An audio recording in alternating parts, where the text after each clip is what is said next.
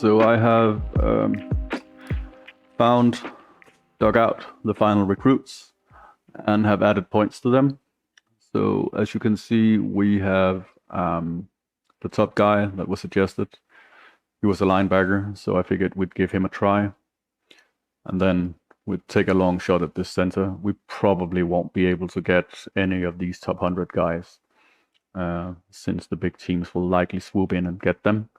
But it's worth a shot, especially because they're all really close to home. And I have added a total of 34 players. 34 targets. That'll grow significantly, but for now,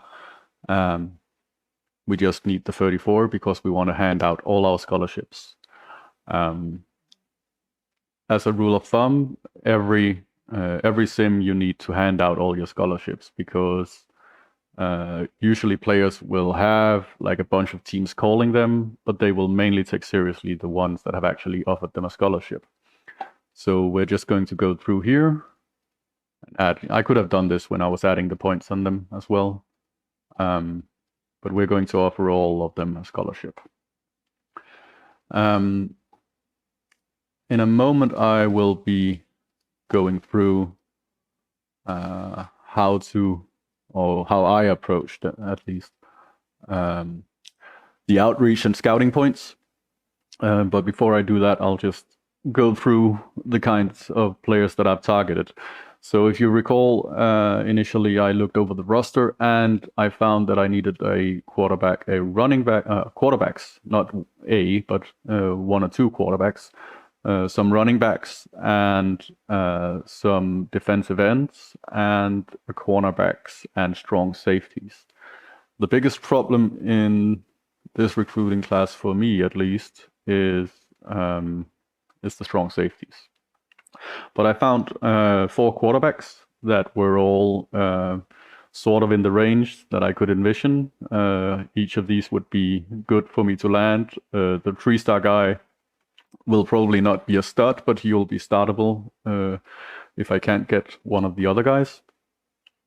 And you can see that I've sort of prioritized them a bit with my points as well. I've put the maximum amount of points on the 4 main targets and then 5 points on the 3-star guy, just to start building a bit of points on them.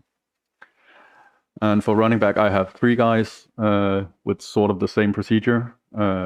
10 on the main targets and 5 on the backup, and also a scholarship on the backup, even though he is a backup, just because I want him to take me seriously.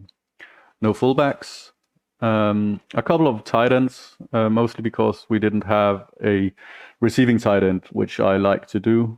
All the tight ends we had were sort of blocking guys, and also there were these 2 guys that were fairly close to me. So I figured I could give them a try. But you can see these aren't really a priority for me. So right now I've just put a single point on them.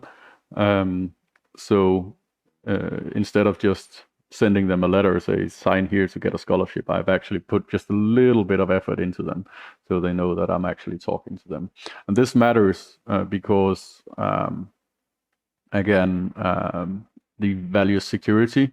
If I just give them a scholarship but never actually talk to them, not value security, values loyalty, right? So if just give them a scholarship but never actually show any interest in them, they will be put off by that. No wide receivers, we were stacked there. Not super fast receivers we had, but some good catchers. I found 4 tackles that would be nice to have, but that I don't need to have. But they're all, at least 3 of them are sort of realistic. But again, you can see I haven't really prioritized the points yet. As soon as some of the main targets start committing and I will have filled up the most important positions, I will start moving points onto these secondary targets as the weeks progress. And no guards and a couple of centers. I figured I'd take a shot on this 4-star center and the same, these 2 4-star centers, actually. And you can see the top 100 guy, he gets 10 points. That's probably too much. I should really not prioritize these as much. But for now, we'll leave it here. We can always remove the points at a later stage. Defensive tackles, we were sort of okay there, but I found this one guy. Yeah, so I'm actually a bit puzzled about this guy. I don't know why I put 10 points on him. Let's just drop that down to 5. We'll allocate them in a second. But one defensive tackle who was also a top 500 guy, that's sort of around the sweet spot for us, I think, at 68 prestige. We can aim higher and dream bigger, but around 500 is probably the sweet spot. And defensive end, as I mentioned, our 2 best guys who are pretty good, but they'll both be graduating, so you really want to go heavy there. And I found 4 guys that we wanted that looked good, and they're within decent distance. And the same with linebackers. This guy down here with rank 600, he's definitely a fallback option. But we definitely need some linebackers. Cornerback as well. We desperately need cornerbacks and preferably fast guys. So let's just get those 5 points spent. There weren't a lot of good targets at cornerback, so as you can see, I've had to go down until 865.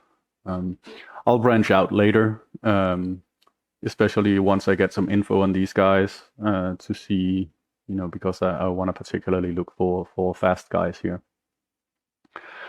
And strong safety, I found 3 guys, but they're really bad, or not bad, but they're not as high a recruiting rank as I would have liked. So I haven't actually invested a lot in these. And what I was thinking is that I can maybe, there were a lot of free safeties that I could target. So possibly I could sign a free safety of a higher rank and then maybe convert him to a strong safety.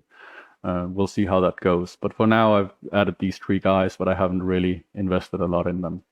And I haven't targeted any free safeties yet. No kickers or punters either. All right. So the next thing to look at is our scouting points. So as I mentioned, our scouting points here, they will reveal the ratings. So when I put scouting points here from 0 to 20, they will start increasing the certainty here, and I'll get grades or words here depending on how you put your setting. The other thing I can use my scouting points for are the interviews.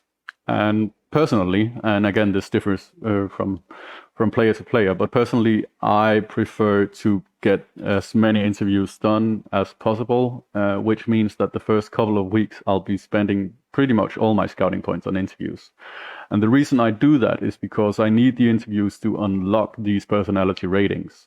And these personality ratings are important in order to determine how to allocate the talking points, but they're also important just to sort of determine how they value my team. So I want to know if a guy values prestige a lot, because then I can go and look at which teams are targeting him and see, if 5 big teams with higher prestige than me is targeting the player, then that doesn't bode well for my chances.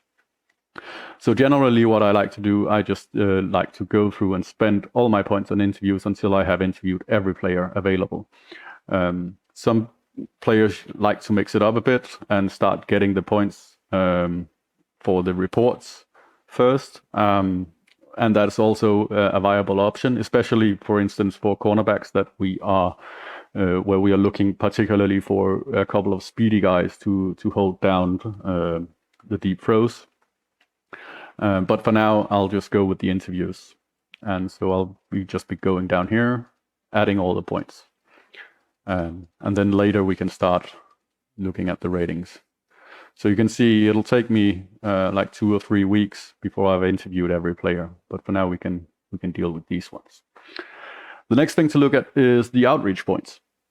So as I mentioned, we don't have a lot of outreach points to spend. And the ones that we are really interested in getting are the interviews or the home visits and the high school games, because they unlock information. The other ones give bonuses as well, but for now, especially at the beginning of the recruiting season, what we really want is just as much information as possible, because that will help us sort of dynamically adjust as the weeks go by. The other thing to notice about outreach points is that these recruits, they don't have like endless amounts of time. After all, they have like high schools to go to, I assume. And this means that every week they can only do one thing.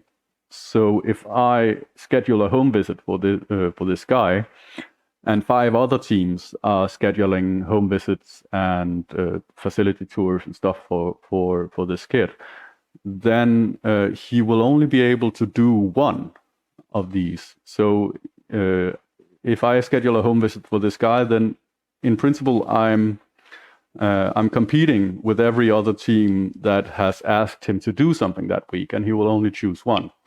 So if you have like top players, the recruits will likely have lots of offers, like teams calling him incessantly, asking him to come visit their facility, or if they can show up at his house and stuff like that. And that means that if I spend 5 points on this guy for outreach, and he chooses to go to another school, then I have essentially wasted these 5 points because he didn't come to my school.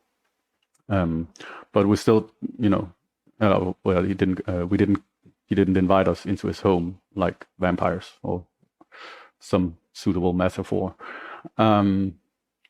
So really what we want to do is we don't want to start exactly at the top, because the AI will usually try to target its most valuable prospects for these things. So we want to maybe start down here around 200-300, I think.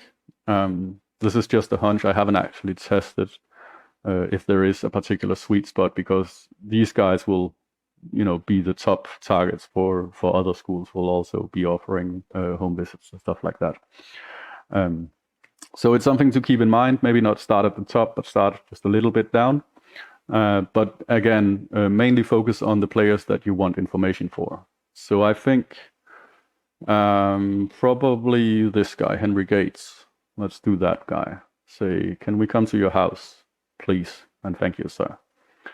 And then we can take another guy. And again, that's also a reason for not clicking every box like this for a guy, because you will only be able to either you visiting him at home or coming to your facility. So if you click these two, then you've essentially made sure that you are going to, not get any profit for one of these ticks, because you'll only be able to do one of them. And let's give this 4-star quarterback Dwayne Aranda. Let's give him a tour of our facility. So we have 2 points left. Oh wait, no, we wanted the high school game. So we have 1 point left, and then we can give this guy a call just to let him know that we exist, even though he's probably busy taking calls from USC and Alabama, stuff like that. Alrighty, so that's actually the first week of recruiting, and the whole thing is set up. And what is left now is to click continue and play the first week.